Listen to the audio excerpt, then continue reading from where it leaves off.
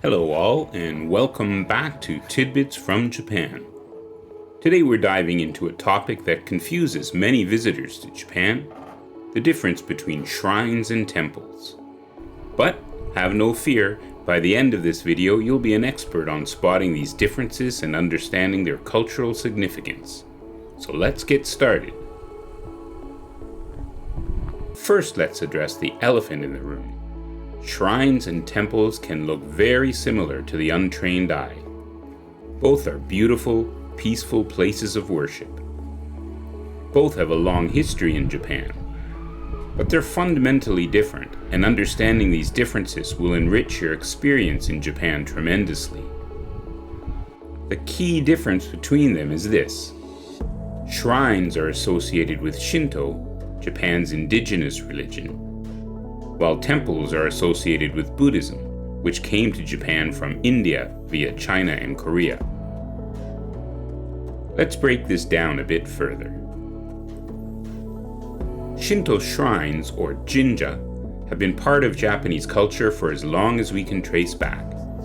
Shinto itself doesn't have a founder or a specific starting date. It evolved naturally with Japanese culture over thousands of years. The earliest shrines were likely sacred groves or other natural formations, believed to be inhabited by kami, or Shinto gods. The Kojiki and Nihon Shoki, Japan's oldest historical records from the 8th century, mention the existence of shrines. One of the oldest shrines still standing is Izumo Taisha, which some records suggest might be over 1500 years old. Buddhism, on the other hand, was officially introduced to Japan in 552 AD, when the king of Baekje, a Korean kingdom, sent a statue of Buddha and some sutras to the emperor of Japan. As Buddhism spread, Buddhist temples, or otera, began to appear across the country. The first Buddhist temple in Japan, Tsukadera, now called Hokoji, was built in 588 AD. This marked the beginning of a new era in Japanese religious architecture and cultural practices. Now let's talk about how to spot the differences visually. Shrines typically have a torii gate at the entrance. This iconic gate symbolizes the transition from the mundane to the sacred world. It's usually made of wood or stone and painted vermilion. Shimenawa, or sacred ropes, with shide, zigzag paper streamers. These mark off sacred spaces and are believed to ward off evil spirits. Simple, unadorned architecture, often using unpainted wood. This reflects the Shinto appreciation for nature's inherent beauty. A haiden, or hall of worship, and honden, the main hall housing the gods, and the honden is usually closed to the public.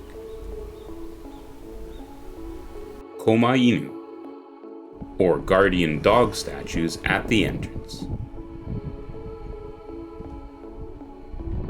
Temples, on the other hand, usually have a sanmon gate at the entrance. These are often more elaborate than torii, and these gates sometimes have multiple stories. Incense burners, usually located near the entrance for visitors to purify themselves. More elaborate architecture, often painted in vibrant colors. This includes intricate carvings and ornate roof designs. Kondo, or main hall, and pagoda. The kondo houses the main object of worship, while the pagoda symbolizes Buddha's grave. Statues of Buddha and other Buddhist figures. These can be found both inside and outside the buildings. The way people worship at shrines and temples also differs. At shrines, visitors first purify themselves at a water fountain near the entrance called a temizuyo. People approach the haiden, throw a coin as an offering, bow twice, clap twice, make a wish or prayer, and then bow once more.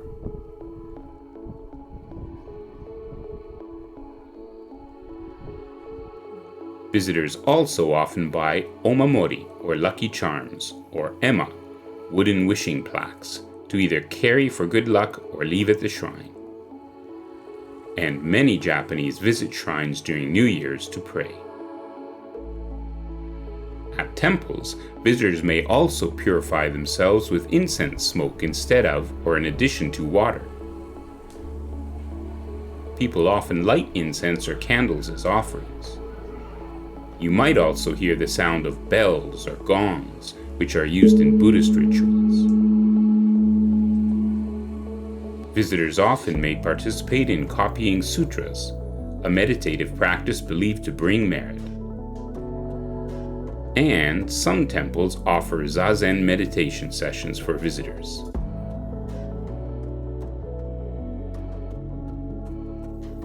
Shrines are dedicated to kami, Shinto gods that can represent anything from major gods to natural phenomena or even historical figures. Some examples include Amaterasu, the sun goddess and mythical ancestor of the Japanese imperial family. Inari, the kami of foxes, rice, tea, and sake. Emperor Meiji, the first emperor of modern Japan, deified after his death. Temples, however, are dedicated to Buddha and various bodhisattvas. You'll often see statues of these figures in temples. Common ones include Shakyamuni Buddha, the historical Buddha; Amida Buddha, the Buddha of infinite light central to Pure Land Buddhism; and Kannon, the Bodhisattva of mercy and compassion.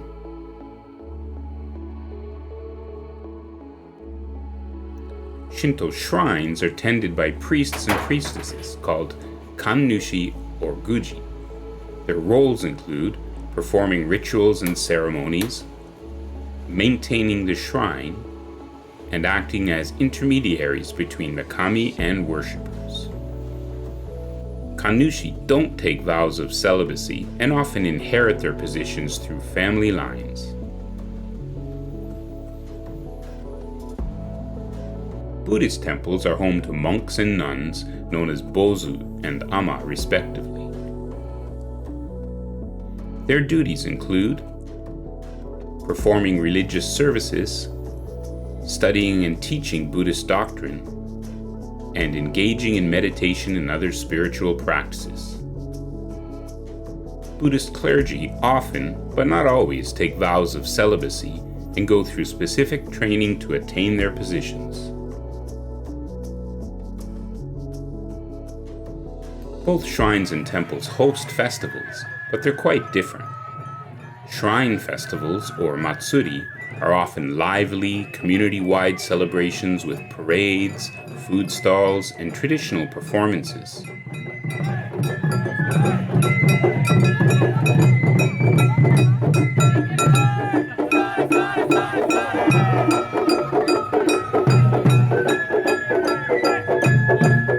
Temple events tend to be more solemn, focusing on Buddhist holidays like Obon, or specific events in Buddha's life. Now here's something that might surprise you. Many Japanese people practice both Shinto and Buddhism.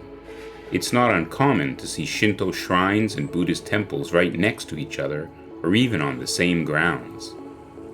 This unique blend of religions is deeply ingrained in Japanese culture. Many Japanese people visit shrines for certain life events, like childbirth, coming of age, or getting married, and temples for others, like funerals. Understanding this dual nature of Japanese spirituality can give you a deeper appreciation of the culture. It reflects the Japanese ability to harmonize different beliefs and practices. Before we wrap up, let's talk about some famous examples that tourists often visit. Some famous shrines include the Fushimi Inari Taisha in Kyoto, known for its thousands of torii gates. and the Meiji Jingu in Tokyo, dedicated to Emperor Meiji and his wife. Some famous temples include Kinkakuji, or the Golden Pavilion in Kyoto, and Sensoji in Tokyo, the city's oldest temple. As some of the most famous shrines and temples, these are usually crowded most of the time. And quite honestly, unless you have an exact interest in the history of one of these, you don't really need to choose these as places to visit. There are ancient, interesting, and beautiful shrines and temples throughout Japan. Just do a bit of research and you'll have the same amazing experience, without most of the crowds. But remember, whether you're visiting a shrine or a temple, always be respectful. These are places of worship and not just tourist attractions. Thanks for watching, and if you enjoyed this video, please don't forget to like and subscribe for more interesting tidbits from Japan.